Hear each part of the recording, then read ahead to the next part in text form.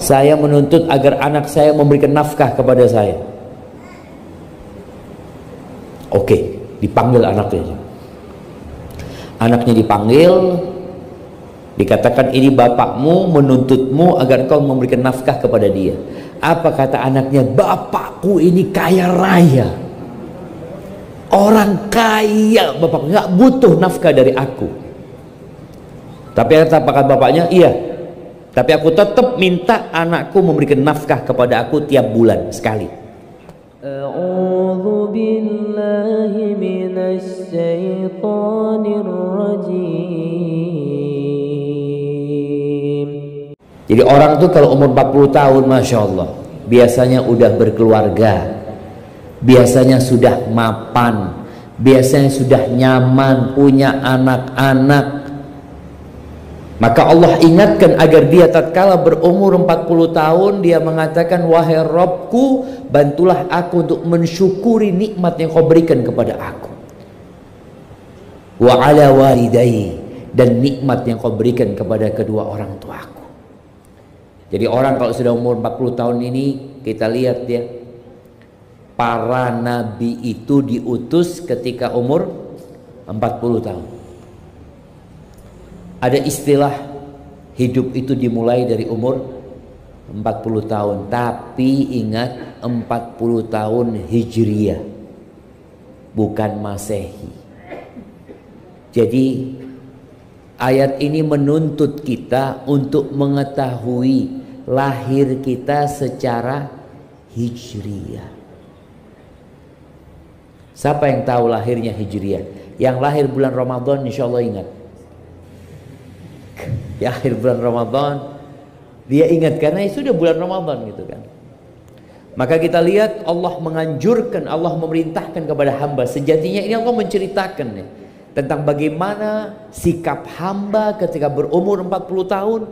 Dia berdoa mengatakan, Rabbi auzi'ni an ashkura ni'mataka allati an'amta alayya wa ala walidayya, dan nikmat yang kau berikan kepada kedua orang tuaku. Karena sejatinya wujud kita itu karena keberadaan orang tua kita. Dan biasanya anak-anak umur 40 tahun ini mulai sibuk dengan dunianya. Dia punya keluarga sendiri. Tapi ketahuilah, berapapun umur kita, selama kita punya orang tua, kita adalah anak. Minta sama Allah. Ini menunjukkan hamba harus ingat sama orang tuanya gitu. Bahkan dia minta kepada Allah agar dibantu mensyukuri nikmat yang diberikan kepada kedua orang tua. Tapi tadi biasanya kalau sudah umur 40 tahun, semuanya punya usaha, punya kesibukan masing-masing, lupa sama kedua orang tuanya. Anak kemarin dapat kiriman sebuah cerita di Arab sana. Ada orang tua yang sudah sepuh mengadukan anaknya ke pengadilan. Anaknya ini bermasalah. Anaknya sudah berkeluarga, dia sudah tua. Anaknya sudah punya anak. Akhirnya datang ke pengadilan, dia mengatakan kepada hakim, saya menuntut anak saya, kata dia. Menuntut apa? Saya menuntut agar anak saya memberikan nafkah kepada saya. Oke, dipanggil anaknya. Anaknya dipanggil, dikatakan ini bapakmu menuntutmu agar kau memberikan nafkah kepada dia. Apa kata anaknya? Bapakku ini kaya raya, orang kaya, bapak nggak butuh nafkah dari aku. Tapi apa kata bapaknya? Iya, tapi aku tetap minta anakku memberikan nafkah kepada aku tiap bulan sekali. Berapa banyak? Minta 1 dinar. 1 dinar kalau itu dinar Kuwait, ya mungkin 50.000 aja. 50.000. Tiap bulan bapaknya cuma minta 50.000 dari anaknya. Karena dia kaya raya. Akhirnya anaknya dikatakan, gimana engkau siap? Siap, kata anaknya. Tapi bapaknya punya syarat. Engkau serahkan duit itu di tanganku tanpa perantara. Nggak boleh dikirim transfer wala apa, engkau serahkan duit nafkah itu kepadaku tanpa perantara. Gimana setuju? Iya sudah, kata dia. Dengan tuntutan itu anaknya menyetujui, selesai. Anaknya akhirnya keluar dari pengadilan. Hakimnya ini heran. Bingung hakimnya. Engkau ini kaya raya. Apa gunanya duit 50.000 itu? 1 dinar itu apa gunanya? Apa kata bapak yang sudah sepuh ini? Dia mengatakan, hakim, kata dia, saya ini sudah tua. Anakku itu sibuk dengan pekerjaannya sampai nggak bisa ketemu aku. Aku ridha dia berjumpa sama aku sebulan sekali. Bas kepingin ngelihat anaknya. Jadi bapak ini dari kangennya sama anaknya, akhirnya dia kepingin melihat anaknya sebulan sekali. Makanya anak minta dia nyerahkan duit itu di tanganku. Nih supaya para anak tahu orang tua itu rindu sama anaknya. Anak ini kadangkala ya kalau nggak punya fulus baru ingat sama orang tuanya. Kalau ada masalah baru ingat sama bapak ibunya. Maka tolong baca tuh doa. Rabbi auzi'ni an ashkura ni'mataka allati an'amta alayya wa ala walidayya wa an a'mala salihan. Bantulah aku untuk bisa beramal soleh ya Allah. Tardah wa aslih li fi dzurriyyati. Perbaiki anak keturunanku ya Allah. Berikan kebaikan di anak keturunanku. Wa aslih li fi dzurriyyati inni tubtu ilaik wa inni minal muslimin. Aku bertobat kepadamu ya Allah dan aku termasuk orang-orang yang berserah diri kepadamu. Yang belum berumur 40 tahun hafalin doanya. Bukan berarti doa ini hanya untuk yang 40 tahun jamaah. Sekarang pun kita boleh baca doa. Yang umur 15 tahun, yang umur 20 tahun baca doa itu agar kita pandai bersyukur kepada Allah Azza wa Jalla. Allahumma salli wa sallim ala abdika wa rasulika sayyidina wa maulana Muhammadin wa ala alihi wa ashabihi ajma'in. Ya Allah, semoga salawat dan salam, berkah dan nikmat senantiasa Engkau curahkan untuk hamba kekasih-Mu, untuk baginda Nabi kita Muhammad alaihi salatu wassalam, untuk keluarga beliau, untuk istri-istri beliau, untuk putra-putri beliau, dan untuk seluruh sahabat Nabi. Semoga Allah meridhai kita bersama mereka. Amma ba'd, ahibati fillah, kita semua bekerja. Sebagian punya usaha sendiri, sebagian mungkin bekerja bersama orang. Tapi yang namanya manusia hidup itu butuh ongkos, butuh biaya. Bagaimana sekarang kita menjadikan pekerjaan kita itu ibadah buat kita? Karena jangan sampai kita hidup diperbudak sama pekerjaan kita. Sebagian kita itu nggak pernah telat ketika bekerja, tapi telat ketika sholat. Antum lihatlah. Kalau dikatakan pekerja teladan itu seperti apa? Oh Masya Allah, pekerja yang senantiasa datang tepat waktu, melakukan pekerjaannya dengan sempurna, kemudian dia bisa mendatangkan fulus lebih banyak buat perusahaannya. Itu pekerja teladan. Tapi apa gunanya engkau teladan? Teladan di muka manusia, teladan di depan atasanmu, tapi ternyata engkau dipandang jelek dan buruk di hadapan Allah Azza wa Jalla. Sebagian kita terkenal di Majalengka, tapi ketika dia pindah ke kampung sebelah ada yang tahu sama dia.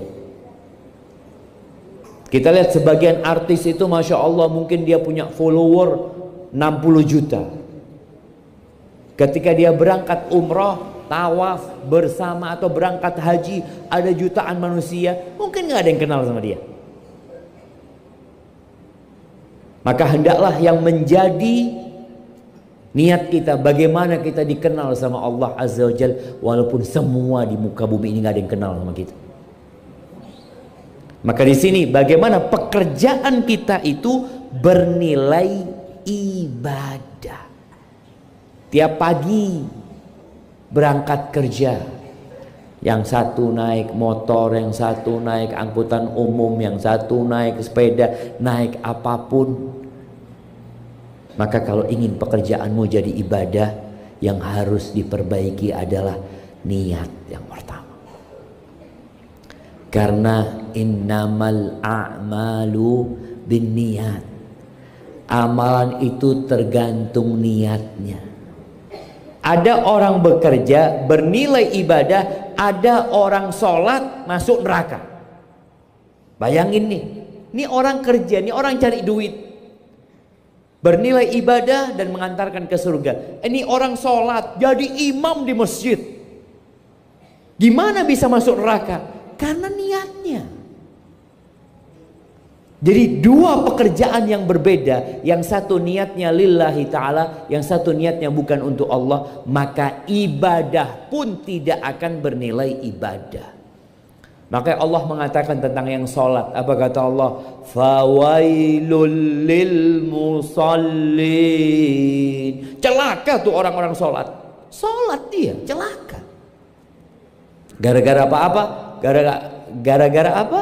Alladzina hum an salatihim sahun, alladzina hum yura'un. Lalai sholatnya, semaunya dia sholat, riak lagi. Maka niatkan tiap pagi kita berangkat kerja, dalam rangka apa untuk bekerja? Ya sampaikan Allah yang nyuruh ana bekerja. Bukankah Allah yang mengatakan fa idza qudiyatis shalah fantashiru fil ardi wabtaghu min fadlillah. Kalau selesai sholat, kalian bertebaranlah di muka bumi ini, cari karunia Allah, kerja. Jadi niatkan engkau bekerja, aku disuruh sama Allah bekerja. Dan Allah mengatakan inna salati wa nusuki wa mahyaya wa mamati lillahi rabbil alamin. Jadi muslim itu beribadah bukan hanya di masjid, bahkan ketika dia bekerja, dia bernilai ibadah karena niatnya. Allah nyuruh ana bekerja. Taib, ahibati fillah, pernah nih ada kejadian Nabi SAW bersama para sahabatnya melewatin seorang pemuda yang gagah perkasa. Dia lagi kerja, entah kerjanya mungkin ngangkut sesuatu, tapi yang jelas para sahabat itu takjub dengan dedikasi kerjanya nih orang. Lalu muncul komentar dari mereka, "Lau kana hadza fi sabilillah." Andai kata ini digunakan di jalan Allah, digunakan perang, jihad fi sabilillah, bukan digunakan untuk cari uang. Ini orang kan tenaganya untuk cari uang, waktunya untuk cari uang, semangatnya untuk cari uang, untuk bekerja. Maka para sahabat komentar, kalau ini digunakan di jalan Allah tentunya akan menjadi ladang pahala yang besar buat dia. Maka Rasulullah SAW meluruskan pemikiran yang salah ini. Beliau mengatakan kepada para sahabatnya, "Lau kana kharaja yas'a." Kalian tahu kalau orang ini keluar rumahnya bekerja untuk memberikan nafkah ala abawaini syaikhaini kabirain fahuwa fi sabilillah. Kalau niatnya dia bekerja untuk memberikan nafkah kepada kedua orang tuanya yang sudah sepuh, yang sudah tua, maka dia terhitung fi sabilillah. Karena dia bekerja niatnya, aku mau kasih nafkah buat orang tuaku. Orang tuaku susah hidupnya, aku ingin membahagiakan orang tuaku, fi sabilillah. Terus yang kedua, in kana kharaja yas'a ala sigharin lahu. Kalau dia bekerja dalam rangka memberikan nafkah kepada anak-anaknya yang masih kecil, niatnya dia mau kasih nafkah, fahuwa fi sabilillah, maka itu pun terhitung di jalan Allah. Yang ketiga, kalau dia bekerja yas'a liyu'iffa nafsah, dia bekerja dalam rangka menjaga kehormatan dirinya. Dia bekerja supaya tidak jadi benalu di masyarakat, supaya tidak merepotkan kedua orang tuanya. Paling tidak dia bisa menafkahi dirinya sendiri, nggak minta-minta sama orang. Dia bekerja dalam rangka mungkin untuk menikah, fahuwa fi sabilillah, maka dia pun terhitung fi sabilillah. Tapi ada satu kondisi yang bukan di jalan Allah. Maka kita perlu nih lihat, kita ini kerja yang mana tuh? 1, 2, 3. Atau yang keempat. In kana kharaja yas'a riya'an wa mufakharatan fahuwa fi sabilis syaitan.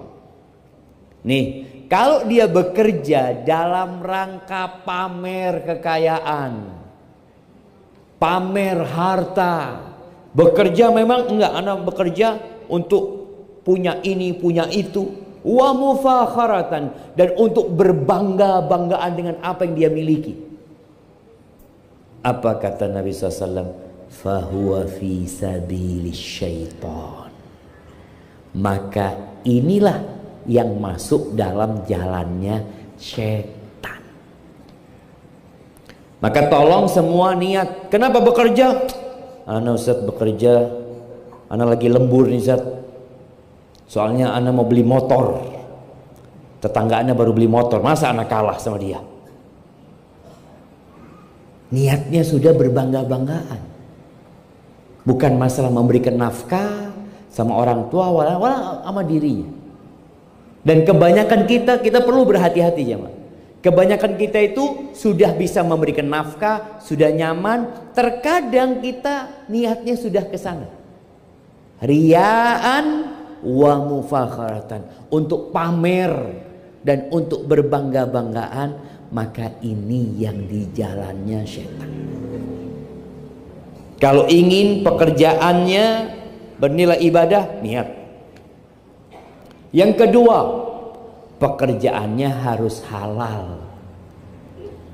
Karena ada sebagian orang niat memberikan nafkah kepada anak-anaknya, tapi jadi pelacur. Na'udzubillah min dzalik. Bener, ana sedih kemarin di Jember itu ada pertanyaan yang datang. Sedih ana baca insyaallah. Dia mengatakan, Ustadz, ibu ana ini menjadi pelacur Ustaz. Demi menyekolahkan kami. Anaknya disekolahkan di pesantren. Anaknya disekolahkan di sekolah yang baik. Ibunya jadi pelacur. Mungkin dia berpikir anak kan bekerja dalam rangka memberikan nafkah, menyekolahkan anak-anak. Itu jalannya setan. Karena kalau benar engkau lillahi ta'ala, Allah bikin aturan.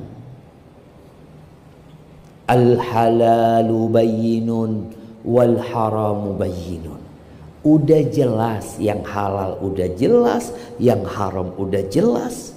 Supaya bernilai ibadah, engkau cari pekerjaan yang halal. Maka di sini dituntut seorang muslim kalau mau bekerja, dia tanya dulu. Kira-kira kerjaan anak ini halal apa haram? Sebagian orang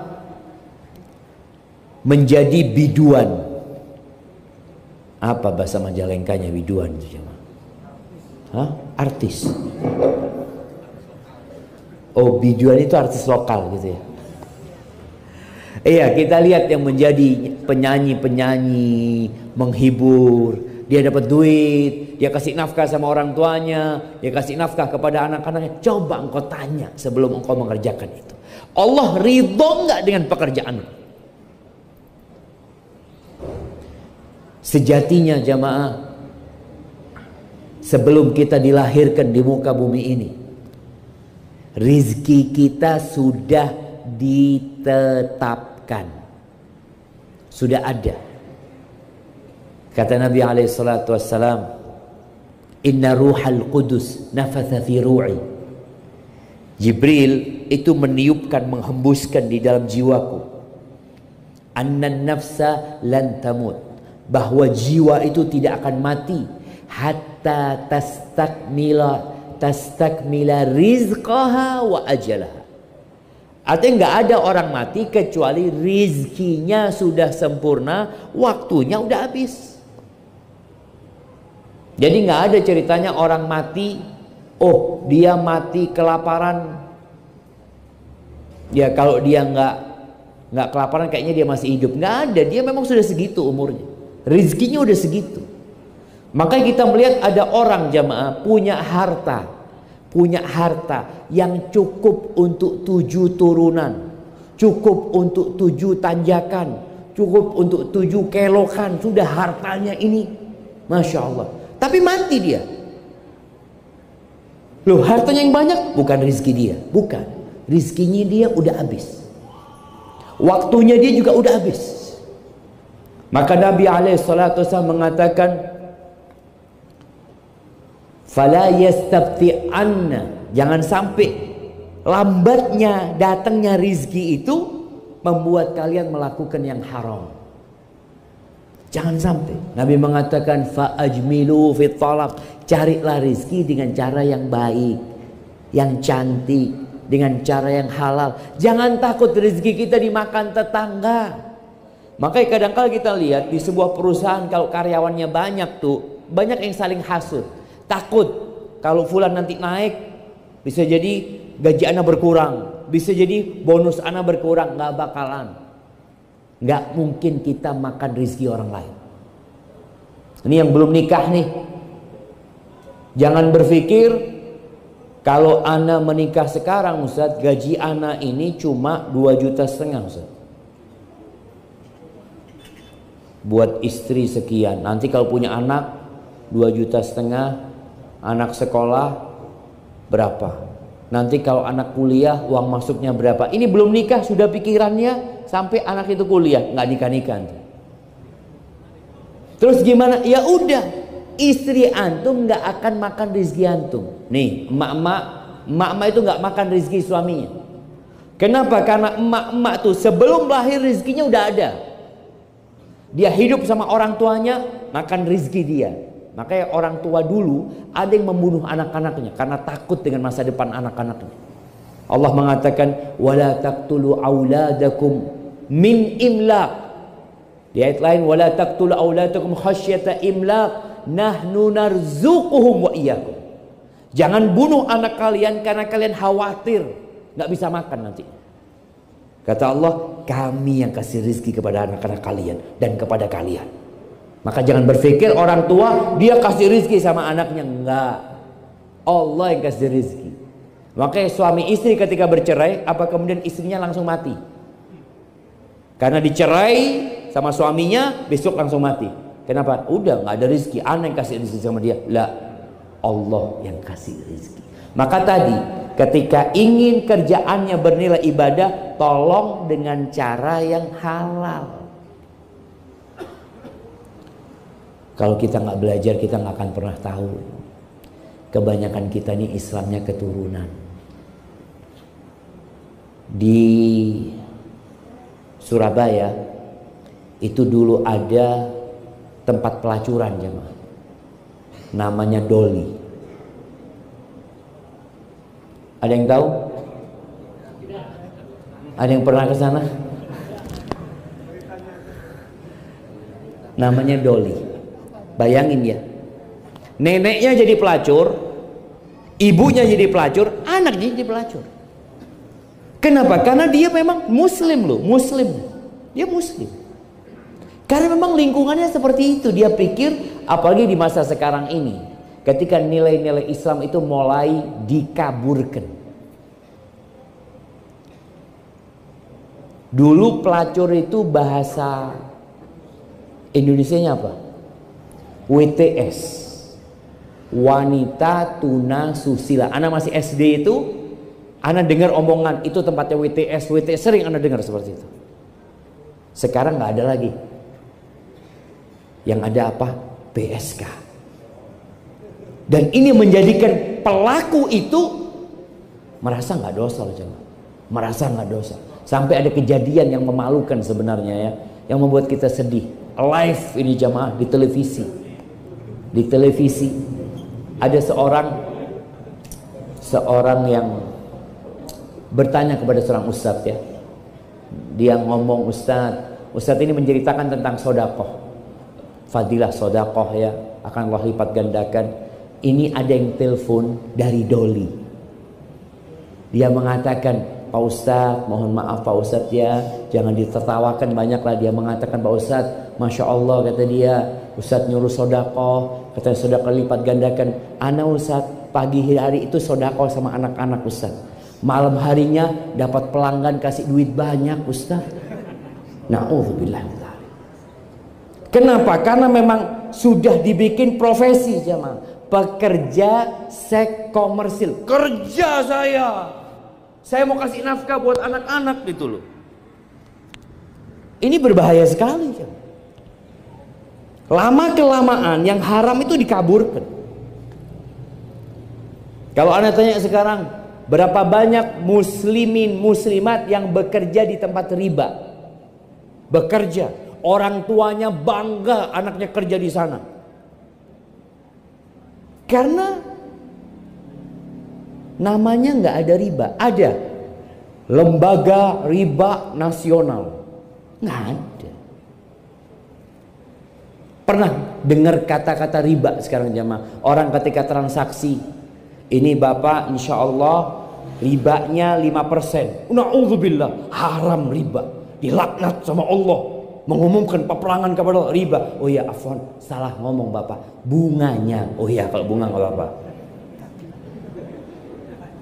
Jadi dirubah kata itu dengan bunga. Siapa yang nggak suka sama bunga jemaah? Semua orang suka dengan bunga. Jadi subhanallah, Rasulullah SAW ketika mengatakan idza tabayatum bil 'ainah, apabila sistem jual beli kalian 'ainah. Inah itu sistem riba yang terselubung. Orang itu tahu riba, karena takut haram, maka dia membuat siasat bagaimana kelihatannya halal. Kalau sistem kalian seperti itu, waraditum bizzara wa akhadtum adnabal baqar, kalian sibuk dengan dunia kalian, memperkaya diri kalian, meninggalkan jihad, maka Allah akan menimpakan kehinaan kepada kalian.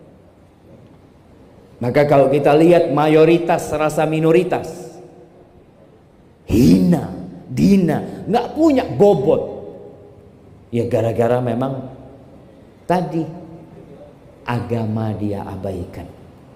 Bahkan kalau bisa bagaimana agama dimodifikasi sama dia, yang haram jadi halal. Sallallahu alaikum dzullan, Allah akan menimpakan kepada kalian kehinaan. Hina wallahi umat Islam. Dulu umat Islam jumlahnya 300, itu menghadapi 1000. Di perang Yarmuk umat Islam itu jumlahnya kalau nggak salah 50.000. Romawi jumlah musuhnya 200.000 jemaah. Yang 200.000 takut sama yang 50.000. Ini bagaimana minoritas umat Islam pada waktu itu ternyata bisa memberikan pelajaran kepada orang-orang yang mayoritas. Tapi kalau ternyata kita sudah mengelabui agama, kemudian kita meremehkan agama, kita lebih mementingkan kehidupan dunia, ya Allah akan menghinakan kita. Dan tidak akan dicabut, kehinaan nggak akan dicabut. Walaupun jumlah umat Islam tambah banyak, tambah kaya, tambah sukses, satu solusi untuk mengembalikan kehormatan umat Islam, kemuliaan umat Islam, yaitu kembali kepada agama. Tolong nilai-nilai agama ini dijalankan. Bukan cuma kajian lagi, tapi nggak diamalin. Agama itu ya sudah, qala Allah, qala Rasul. Kalau bicara agama, udahlah. Ustaz, kita bicara agama banyak Ustaz, orang-orang punya pemahaman agama, nggak usah ruwet-ruwet antum. Antum beragama yang biasa-biasa saja.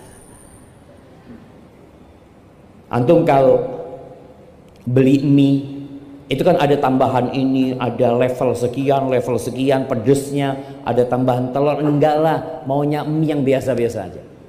Islam yang biasa-biasa aja.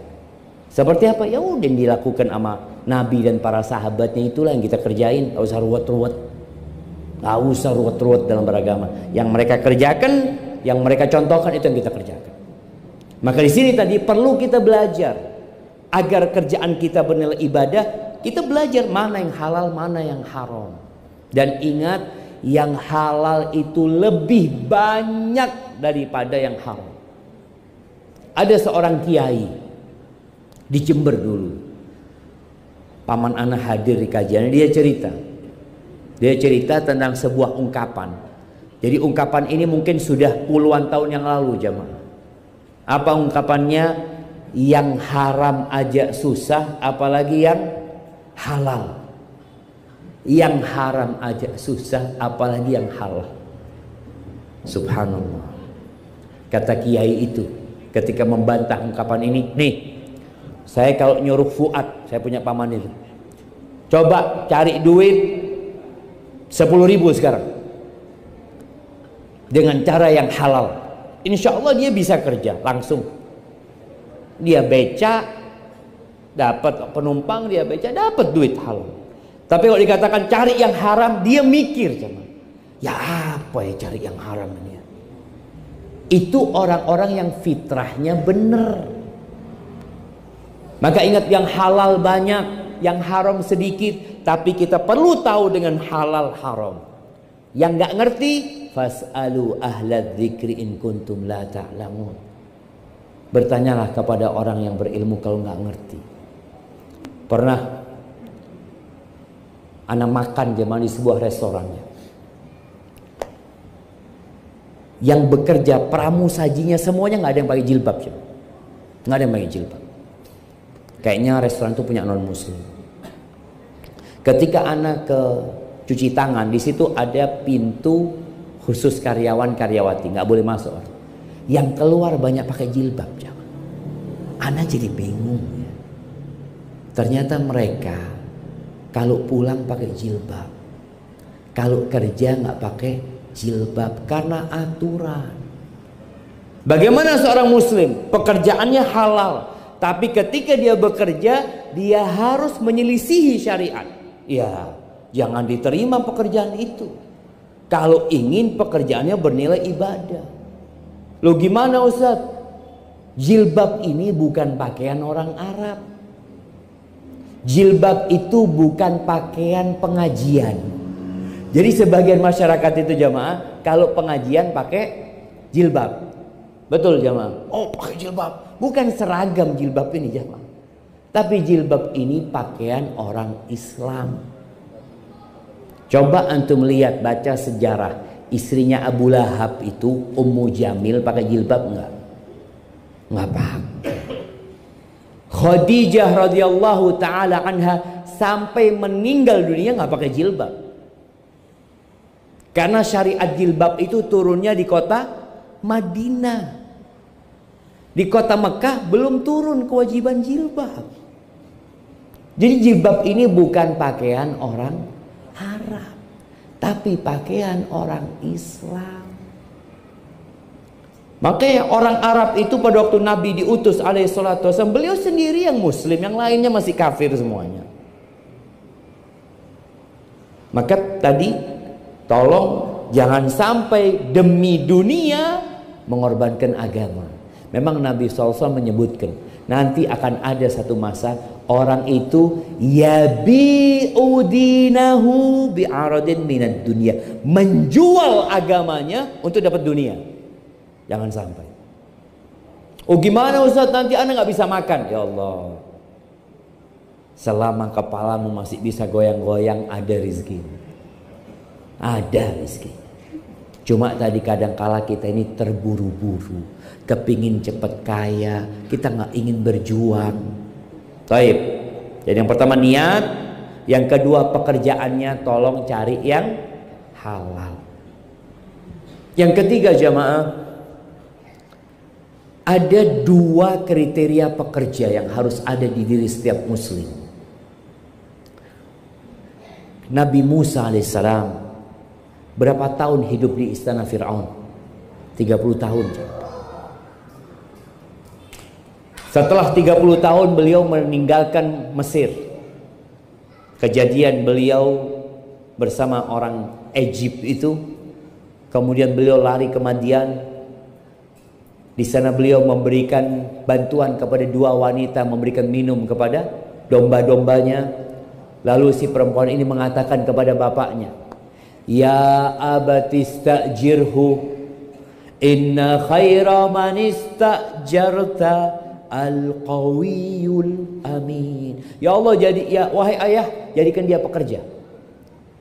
Jadikan dia pekerja di tempatmu. Sebenarnya orang-orang yang paling pantas dijadikan pekerja itu yang kuat dan amanah. Maka di sini lihat kita ini kuat apa enggak. Kalau enggak kuat, maka belajar. Karena Allah itu cinta. Innallaha yuhibbu idza amila ahadukum amalan ayyutqinahu. Allah tuh suka kalau seorang beramal menyempurnakan amalannya. Jadi bukan asal-asalan bekerja. Yang penting saya bekerja lah, sempurnakan amalanmu supaya Allah cinta sama engkau. Walaupun ini pekerjaan dunia jemaah. Yang jadi kasir, bagaimana dia menyempurnakan pekerjaan. Sampai kita lihat jemaah di beberapa toko ya, itu ada tulisan, kalau engkau tidak mendapatkan senyum, salam, sapa, apalagi sopan, santun atau apa, klaim bisa engkau nanti nggak bayar. Ini menunjukkan bahwasanya orang itu berusaha untuk memberikan pelayanan yang sempurna. Islam sejak 1400 tahun yang lalu sudah mengajarkan itu. Jadi ketika bekerja, sempurnakan pekerjaan. Di sini ada dua sifat pekerja muslim, kuat dan amanah. Kuat ini berkaitan dengan ya keahlian dia, kepandaian dia, itu kuat. Amanah itu berkaitan dengan urusan hati. Karena sebagian orang itu pinter, pandai, masya Allah, ini orang pinter Ustaz. Sekarang ada di mana? Ada di Sukamiskin Ustaz. Oh, ada di Sukamiskin. Karena dia pinter tapi nggak amanah. Ada orang aman nih, orang masya Allah amanah Ustaz, tapi nggak bisa kerja. Ada. Maka hendaklah kita berusaha untuk menyempurnakan pekerjaan kita dengan selalu menumbuhkan amanah. Jangan sampai pulang ke rumah bawa barang haram buat istrinya, bawa barang haram buat anak-anaknya. Ayyuma lahmin nabata min suhtin, ingat, daging mana saja yang tumbuh dari hasil yang haram, fannaru aula bih, neraka tempat. Di Jakarta jemaah, di Astra itu ada kajian masya Allah sejak tahun 96 kalau nggak salah. Anak pernah ngisi di sana. Anak tanya, kajian Islam ini sejak kapan? Lama Ustaz, sejak tahun sekian. Loh, gimana kok diperbolehkan padahal manajemennya non muslim? Non muslim manajemennya. Kata dia gini Ustaz, jadi sejak ada pengajian, pencurian di perusahaan berkurang Ustaz. Iya. Karena tadi takut makan haram, berkurang. Mereka berpikir bagaimana ya perusahaan ini maju, mau umat Islam ngaji nggak ngaji, yang penting maju perusahaan. Akhirnya sampai saat ini pengajian itu terus berjalan. Karena memang dampak seorang muslim kalau belajar Islam dengan benar, dia jadi orang baik, dia jadi orang amanah dan menyempurnakan pekerjaan. Nggak pura-pura bekerja muslim itu. Ada bos baru di depan komputer bos. Lagi ngitung ini bos. Bosnya pergi main game dia. Ada yang kayak gitu ya. Maka kalau ingin bernilai ibadah, tolong tadi amanah dan kemampuannya, skillnya itu selalu diperbaiki. Bukan karena ingin memajukan perusahaan, tapi ingin dicintai Allah Azza wa Jalla. Kemudian yang keempat, jangan sampai pekerjaan itu melalaikan dari mengingat Allah. Pekerjaannya halal, masya Allah, niatnya benar-benar untuk membantu orang tua, bukan untuk ria, bukan untuk pamer. Kemudian dia juga menyempurnakan pekerjaannya, tapi akhirnya sholatnya telat-telat. Jangan. Sebagian orang masya Allah dengar azan terus bekerja, Sebagian orang rapat sampai mau keluar waktu sholat. Maka tolong lakukan pekerjaan dengan sempurna, tapi jangan lupa dengan hak Allah Azza wa Jalla. Kewajiban sholat 5 waktu nggak lama. Puasa Ramadan, ada orang yang bekerja, kita lihat nih kemarin bulan Ramadan, pekerja-pekerja kasar itu banyak yang nggak puasa. Ketika ditanya kenapa nggak kuat, kalau puasa sebenarnya bukan nggak kuat ya, memang dia niat nggak puasa. Karena buktinya dia yang nggak sahur. Orang nggak kuat itu kalau sampai umpamanya dia bekerja jam 12, dia pingsan takut sakit, oh itu berbuka beda lagi ceritanya. Ini memang nggak niat puasa, gara-gara bekerja. Maka tolong jangan sampai pekerjaan kita membuat kita lupa dari kewajiban-kewajiban kita. Ada kewajiban tadi harian, ada kewajiban tahunan puasa Ramadan, ada kewajiban zakat. Yang bekerja hartanya banyak, tolong panggil ustadz untuk ngitung duitnya. Ada seorang syekh cerita, aneh ini kata syekh, sering dipanggil orang untuk ngitung zakatnya orang yang duitnya miliaran. Sering. Tapi ana belum pernah dipanggil sama orang yang duitnya triliunan. Kalau orang punya duit 100 miliar, zakatnya berapa jemaah? Berapa? 2M setengah kan? Kalau punya duit 1 triliun 25M, 2 triliun 50M. Bayangin jemaah. Ini ustaz ngatakan ana nggak pernah dipanggil dengan yang duitnya triliunan. Duitnya mungkin 2M, mana dipanggil untuk ngitung. Maka tolong ketika engkau punya harta, dihitung, panggil, ana ini gimana nih zakat ana nih. Jangan sampai kita makan haknya orang miskin. Ini orang kaya raya makan haknya orang miskin. Gara-gara ternyata hitungan zakatnya seharusnya dia keluarkan 250 juta, dia cuma keluarkan 100 juta. Berarti dia makan haknya orang miskin. Maka perlu belajar. Yang punya sawah, pertanian, tuh tadi tolong jangan sampai engkau lupa dengan haknya orang miskin. Sawah itu setiap panen ada zakatnya. Dilihat berapa hasilnya, berapa zakatnya, berikan kepada fakir miskin. Kemudian ahibati fillah, yang terakhir sebelum kita masuk ke sesi tanya jawab, berkaitan dengan agar pekerjaan kita ini menjadi ibadah, tolong kita terus berdoa memohon kepada Allah bantuannya. Boleh jadi kita di awal niatnya tadi benar, tapi di tengah jalan karena kondisi akhirnya niatnya berubah. Maka seorang muslim hendaknya selalu minta tolong sama Allah Azza wa Jalla. Iyyaka na'bud wa iyyaka nasta'in. Ketika pagi hari baca doa, Allahumma inni as'aluka ilman nafi'an wa rizqan tayyiban wa amalan mutaqabbala. Ya Allah, aku minta ilmu yang bermanfaat, rizki yang halal yang baik, dan amalan yang diterima. Ketika berangkat kerja keluar rumah, baca doa, Bismillah tawakkaltu 'ala Allah, la haula wala quwata illa billah. Karena kita nggak tahu hari itu dapat rezeki apa nggak tahu jemaah. Berapa banyak orang, masya Allah, anak ini piara kambing jemaah. Musim kurban ini biasanya panen nih, panen fulus nih. Kemarin pagi yang piara kambing anak ngomong, Ustaz, satu mati Ustaz. Beratnya 70 kilo. Ayo sudah, innalillahi wa inna ilaihi raji'un. Jadi itulah jamaah kehidupan ini. Kita tuh nggak bisa ngitung untung ya. Untung kita sekian. Aduh, yang kasih rezeki Allah.